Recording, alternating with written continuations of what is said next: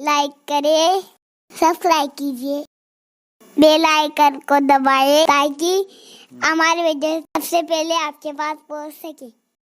اس سلسلے میں ایک واقعہ ذہن میں آتا ہے کہ ایک بہت بڑے عالم تھے، بہت علم میں ماہر تھے، لیکن رنگ ان کا بہت کچھ اچھا نہیں تھا، بڑے کالے سے پکے کلر کے، اور بہت خوبصورت نہیں تھے۔ بدصورت تو ہم کسی کو نہیں کہہ سکتے، کیونکہ اللہ نے ہر انسان کو خوبصورت بنایا ہے، رنگ چاہے کیسا ہی ہو، ناک اور آنکھیں چاہے کیسی ہو، بہت خوبصورت نہیں تھے، اور بظاہر چہرہ بڑا بھدا تھا، لیکن علمی صلاحیت اتنی تھی کہ علمی صلاحیت کو دیکھ کر ایک بہت خوبصورت عورت کے خاندان والوں نے اس عالم صاحب کے ساتھ ان کا نکاح کر دیا۔ اور وہ خاتون جو تھی بہت خوبصورت، غضب کا حسن تھا، اس کا بلا کا حسن تھا، لیکن چونکہ شریف خاندان کی تھی تو نباہ کر رہی تھی۔ جیسے ہی وہ عالم صاحب گھر میں آتے تو اپنی بیوی سے کہتے کہ تم بھی جنتی ہو اور میں بھی جنتی ہوں۔ بس آپ سمجھ لیں کہ ان کا تکیہ کلام ہی یہ ہو گیا تھا، جب بھی آتے تو کہتے کہ تم بھی جنتی اور میں بھی جنتی، اور مسکرا کر ٹال دیتی۔ ایک دن اس کا موڈ کچھ اچھا نہیں تھا، اس لیے کہ میاں بیوی میں تو ناراضگی اور خوشی لگی رہتی ہے۔ موڈ کچھ اچھا نہیں تھا، حضرت گھر آئے اور آنے کے بعد انہوں نے اپنے معمول کے مطابق کہا کہ تم بھی جنتی اور میں بھی جنتی ہوں۔ تو اس نے کہہ دیا کہ آپ صرف یہی باتیں کرتے ہیں، اس کے سوا بھی آپ کو کچھ اور آتا ہے؟ اچھا، جب یہی بات کر لی ہے کہ تم بھی جنتی اور میں بھی جنتی، تو ذرا مجھے بتائیں آج کہ آپ جنتی کیسے اور میں جنتی کیسے؟ تو انہوں نے فرمایا کہ تمہارے گھر والوں نے میری علمی صلاحیت دیکھ کر مجھ جیسے بہت زیادہ خوبصورت جو نہیں ہے اس کے ساتھ نکاح تمہارا کر دیا، اور تم حسن کی ملکہ ہو، تو تم مجھے دیکھ کر کے صبر نہیں کرتی ہو؟ جب میرا چہرہ تمہارے سامنے آتا ہے تو نباہ کر رہی ہو، لیکن سوچتی ہو نا کچھ بھی ہے، میرا شوہر ہے، صبر کر کے نباہ کر رہی ہو نا؟ تو بولے ہاں یہ تو ہے۔ تو فرمایا کہ صبر کا صلہ جنت ہے، اس لیے تم جنتی ہو۔ کہا پھر آپ کیسے جنتی؟ ہم نے تو صبر کر لیا، ہم جنتی ہو گئے، آپ کیسے جنتی؟ کہا میں جب جب تم کو دیکھتا ہوں اور اپنے آپ کو دیکھتا ہوں تو اللہ کا شکر ادا کرتا ہوں کہ مجھ جیسے بھدے چہرے والے کو اس جیسی حسن کی ملکہ مل گئی۔ تو تم صبر کر کے جنتی ہو اور ہم شکر کر کے جنتی۔ تو انسان کی زندگی میں یہ دو چیزیں بہت قیمتی، اور اسی لیے فرمایا گیا کہ اگر کوئی شخص نفل روزہ رکھے، کوئی بندہ نفل روزہ رکھ کے صبر کرے، اور کوئی بندہ کھا کے شکر کرے، ثواب میں دونوں برابر ہے۔ روزہ رکھنے والا بھی اور کھا کے شکر کرے، یعنی شکر کا مقام اتنا بلند ہے، اور صبر کا صلہ تو جنت ہی ہے۔ تو ایوب علیہ السلام کی زندگی میں دو چیزیں خاص نظر آتی ہے، ایک تو صبر ہے اور دوسرا شکر ہے۔ ایوب علیہ السلام کا سلسلہ نسب میں نے پیش کر دیا، بہت خوبصورت تھے حضرت ایوب علیہ السلام۔ ویسے بھی اللہ تبارک و تعالیٰ نے جن کو نبوت دی ہے، ہر نبی کو اللہ نے خوبصورت بنایا، ان کا نسب بھی بے مثال ہوتا تھا اور ان کا حسن بھی بے مثال ہوتا تھا، یعنی ہر معاملے میں نبی نرالا ہوتا ہے، اس کی شان ہی جدا ہوتی ہے۔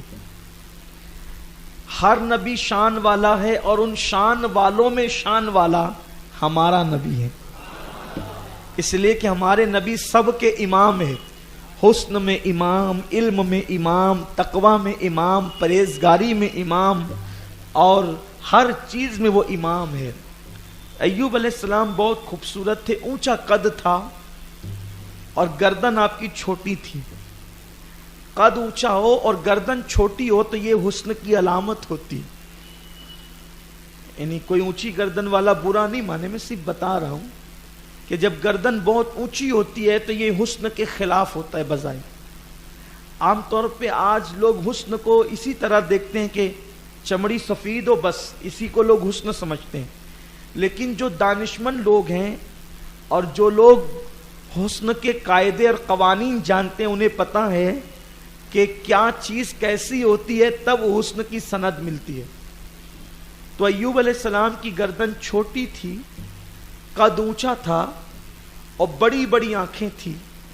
بڑی بڑی آنکھیں بھی اور بھری بھری ہو تو وہ بھی حسن کی ایک علامت ہوتی ہے.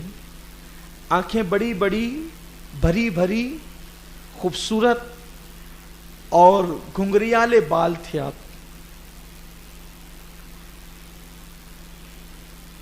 آپ کے بالوں کے اندر گرہ تھی، گھنگریالا پن تھا اور رنگ آپ کا بالکل کھلا ہوا تھا. سینہ آپ کا مقدس سینہ بہت چوڑا تھا اور گول سا چہرہ تھا. اور آپ کی عادت کریمہ تھی کہ اللہ تعالیٰ نے آپ کو جو دولت سے نوازا تھا، بہت دولت تھی. آپ کی دولت کا اندازہ آپ لوگ سمجھدار لوگ اسی بات سے لگا سکتے ہیں کہ آپ کے کھیتوں کے اندر جو ہل چلانے کے لیے بیلوں کی جوڑی تھی وہ 500 تھی.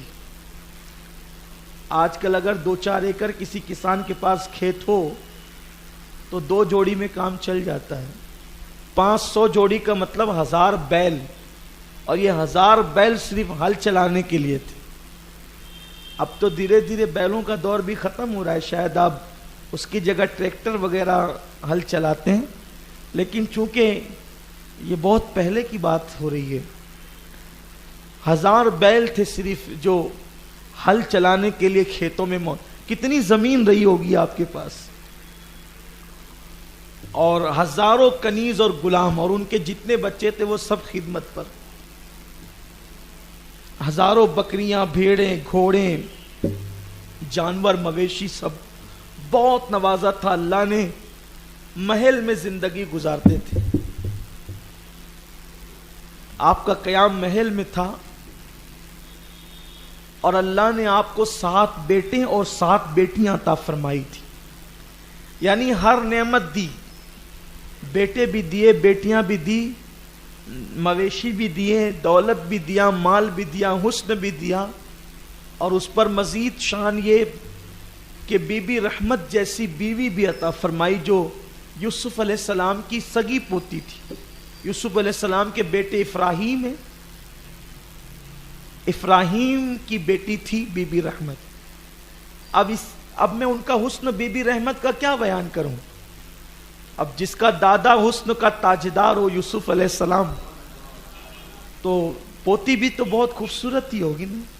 اس لیے کہ عام طور پہ بچے یا تو باپ پہ پڑھتے ہیں، یا تو ماں پہ پڑھتے ہیں، یا دادا دادی پہ پڑھتے ہیں. یہی حسن کا عام طور پہ مزاج اور امتزاج ہی رہا ہے. بہت خوبصورت تھی. انشاءاللہ ہم جب یوسف علیہ السلام کا ذکر کریں گے تو اس سال ارادہ یہ ہے کہ بہت تفصیل سے کریں گے، بھاگم بھاگی میں نہیں کریں گے.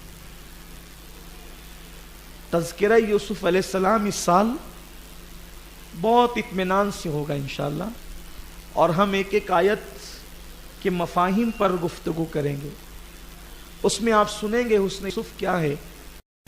ویسے جو ہمارے شروع دن کے مسافر ہیں، ہمارے ساتھی ہیں درس کے، وہ لوگ کئی مرتبہ حضرت یوسف کا ذکر سن چکے ہیں علیہ الصلوۃ والسلام.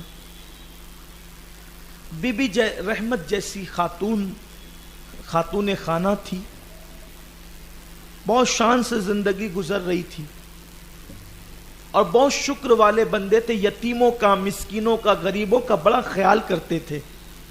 اپنی دولت کا اکثر حصہ آپ غریبوں میں خرچ کرتے تھے، حاجت مندوں کی حاجت روائی میں خرچ کرتے تھے. اور یاد رکھیے کہ جن بندوں کو اللہ چن لیتا ہے ان کا وقت اور ان کا مال اللہ اپنی راہ میں خرچ کرنے کی توفیق عطا فرماتا. ورنہ عام طور پہ کسی کا مال تو پھر زنا کے اڈوں پہ جاتا ہے، کسی کا مال شراب خانوں میں جاتا ہے، کسی کا مال رشوت میں جاتا ہے، کسی کا مال ڈاکٹروں کو بیچا جاتا ہے۔ مال تو خرچ ہونا ہے، اللہ نے مال دیا تو خرچ ہونا ہے، جیسی نیت ہوگی ویسا خرچ ہوگا۔ کمنٹ شیئر ضرور کریے۔